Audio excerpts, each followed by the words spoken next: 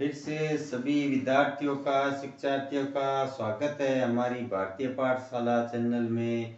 आप हमेशा ही नियमित अध्ययन कर रहे हैं, जिससे हमारे को क्या उत्साहवर्धन है वो निरंतर मिलता रहा है। तो आप निरंतर हमारी कक्षाओं का अध्ययन करते रहे। जो भी विद्यार्थी है, शिक्षार्थी है, पढ़ने वाला है, अन्य सभी विद्यार्थियों को भेजते रहना चाहिए, क्योंकि शिक्षा का ज्ञान है वो कभी बांटने से घटता नहीं। ये तो सर्व ज्ञान है, ये जितना ज़्यादा बांटेंगे उससे ज़्यादा ही सभी को बढ़ावा मिलेगा, अर्थात अपने ज्ञान में वृद्धि होती रहती है। और हमारे भीतर जो व्यवहारिक परिवर्तन होते हैं, अर्थात शिक्षा ही एक ऐसा माध्यम है जिनको हम अधिक तर्क वितर्क के साथ दूसरों के साथ शेयर करेंगे, भाव विचारों को जानेंगे। तो ये विचार जब हम ज़्यादा से ज़्यादा व्यक्त करेंगे, दूसरों के साथ शेयर करेंगे, तभी हमारे ज्ञान का वर्धन होगा।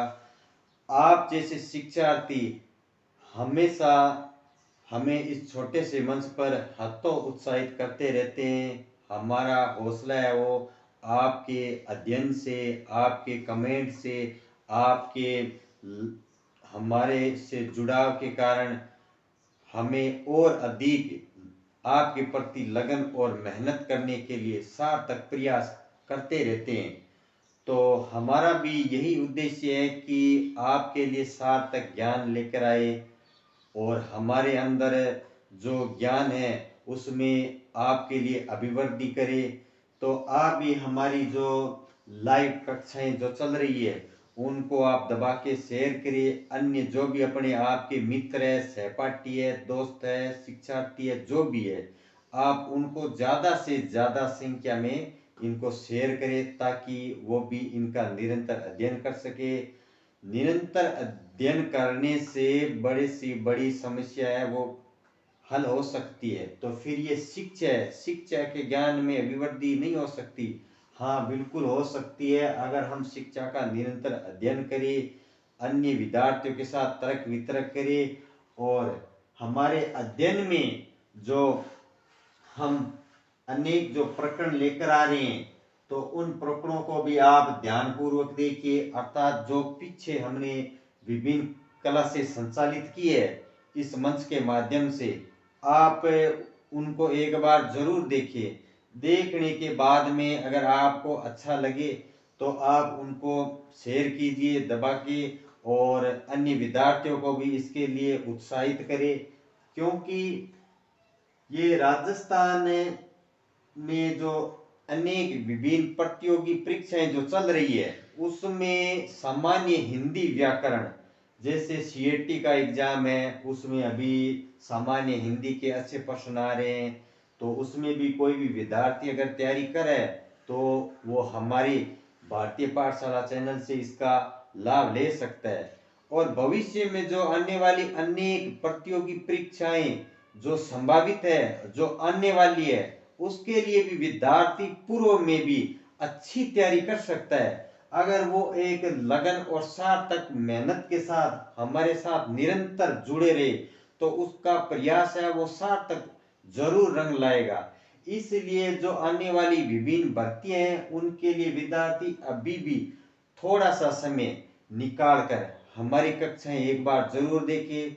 देखने के बाद आपके जो भी विचार है उन विचारों को आप कमेंट के माध्यम से जरूर व्यक्त करें। तो आगे की कड़ी में हम अपने विषय पर चर्चा करते हैं, इसलिए आज हम बात करते हैं विसर्ग संधि। और संधि के अंतर्गत हमने इसके विभिन्न भेदों का पूर्व में अध्ययन कर लिया है।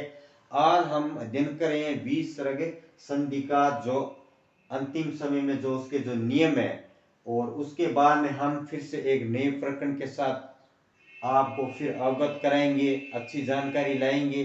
तो हमारा कहने का उद्देश्य है आप हमारी कक्षाओं को निरंतर अध्ययन करते रहिए, ताकि हमें भी उत्साहवर्धन मिलता रहे।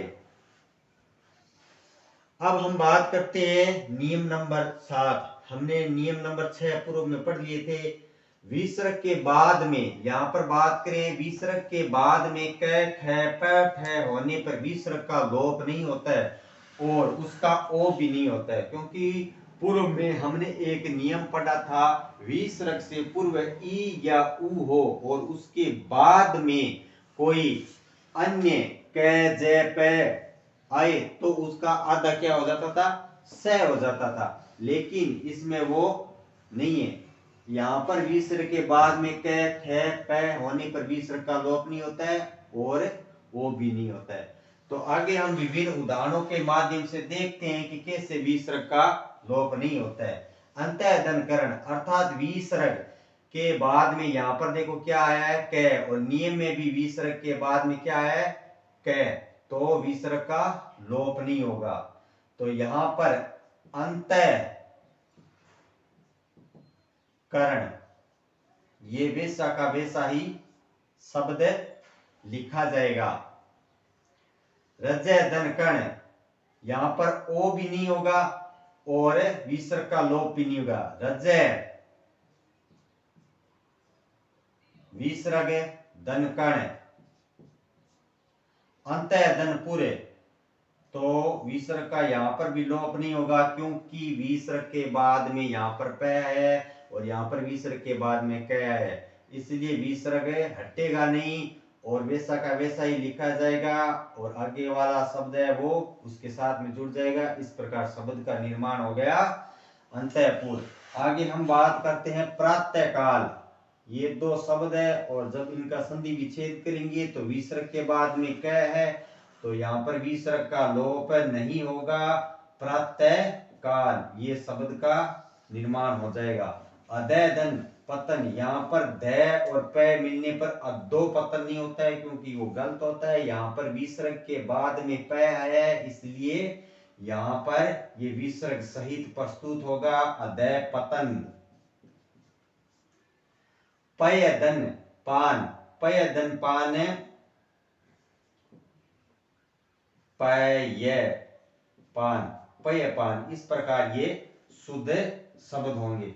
इस प्रकार हमें ध्यान में रखना है, विसर्ग के बाद में क ख प फ हो तो वहां पर विसर्ग का लोप नहीं होता है और ओ भी नहीं बनता है। विसर्ग के बाद में ये रे ल व, और जहां पर विसर्ग के बाद में ये रे ल व और है आता था तब जाकर उसका ओ बनता था। यहाँ पर ये नियम में नहीं है कि विसर्ग के बाद ओ कब बनता था, विसर्ग के बाद में ये रे ल व और है आता तब ओ बनता था, और यहाँ पर विसर्ग के बाद में ऐसा कुछ भी नहीं है। इस प्रकार ये जो शब्द है हम इसको अन्य उदाहरणों के माध्यम से भी हल कर सकते हैं। अब हम बात करते हैं नियम नंबर 8। यदि विसर्ग से पहले, यहाँ पर विसर्ग से पहले और पीछे, यानी विसर्ग से पहले ए और विसर्ग के बाद में भी ए हो तो पहला ए और विसर्ग मिलकर, पहला ए और विसर्ग मिलकर दोनों ओ अर्थात दीर्घ स्वर के रूप में ओ हो जाते हैं, तथा पिछले ए का लोप, और पिछले जो पीछे वाला है ना, इस प्रकार ये इसका क्या हो जाता है, लोप हो जाता है। और शब्द का निर्माण हम जब करेंगे तब देखेंगे। इस प्रकार विसर्ग से पहले यस, यस अर्थात विसर्ग से पहले ए और बाद में क्या भी है ए, तो ये दोनों ए मिलकर इसमें रूप में परिवर्तन हो जाता है, अर्थात दीर्घ में ओ इस प्रकार हो जाता है, ओ हो जाता है। तो इसको हम ऐसे भी लिख सकते हैं, यह से, और ये ए और ये ए दोनों मिलकर ये इसमें परिवर्तित हो जाएंगे, यशो ओ यशो, और फिर ये इसका लोप हो जाएगा यशो बिलासी। इस प्रकार हम नाम है वो लिख सकते हैं। उसी क्रम में दूसरा है यस, विसर्ग से ए और विसर्ग के बाद में और विसर्ग का भी क्या हो जाएगा ओ, यशो, और ये इसका लोप हो जाएगा यशोर्थी। तो हम इनको हटाकर भी ऐसे भी लिख सकते हैं, यशो बिलासी, यशोर्थी। आगे हम देखेंगे इनका नाम यश धन अनुकूल, यशो नुकुल, यशोनुकुल। अर्थात विसर्ग से पहले और विसर्ग के बाद में दोनों है तो ओ में परिवर्तित हो जाएगा। हम इसको यहाँ पर लिख कर देख रहे हैं, ऐसे लिखा भी जा सकता है यशो अनुकूल, इस प्रकार भी। मने धन अभिराम, मने विसर्ग से पहले है और बाद में दोनों है, इसलिए मनो बीराम, इस ए का लोप हो जाएगा बीराम। और इसको हम ऐसे भी लिख सकते हैं मनो बीराम। इस प्रकार इस नियम में हमें ये ध्यान में रखना है कि विसर्ग से पहले ए और विसर्ग के बाद में दो ए, तो विसर्ग स्थान वाला ए और पहले वाला दोनों मिलकर इस रूप में परिवर्तित हो जाते हैं, अर्थात इसमें और शब्द का निर्माण हो जाता है। अब हम बात करते हैं नियम नंबर 9।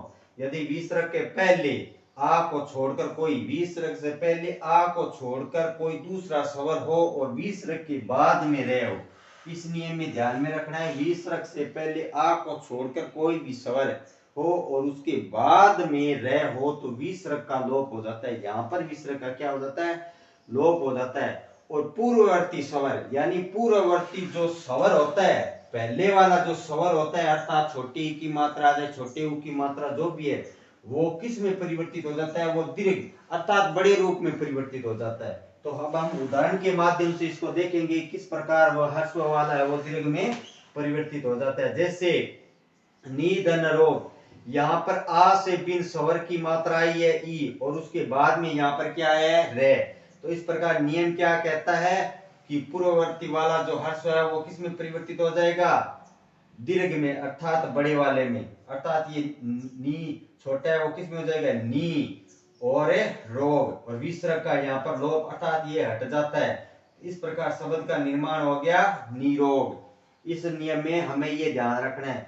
और यही यहाँ पर है नी धन रस, अर्थात आ से बिन स्वर क्या है छोटी की मात्रा है और उसके बाद में विसर्ग के बाद में क्या है रे है, इसलिए यहाँ पर इसी का जो ये ई है वो ह्रस्व स्वर अर्थात ह्रस्व का अर्थ था छोटा स्वर एक मात्रा वाला, ये एक मात्रा वाला दीर्घ, दीर्घ अर्थात बड़ा दो मात्रा वाले, अर्थात दीर्घ में नी बड़ी नी, और ये विसर्ग का यहाँ पर लोप हो जाएगा और नीरस शब्द का निर्माण हो जाएगा।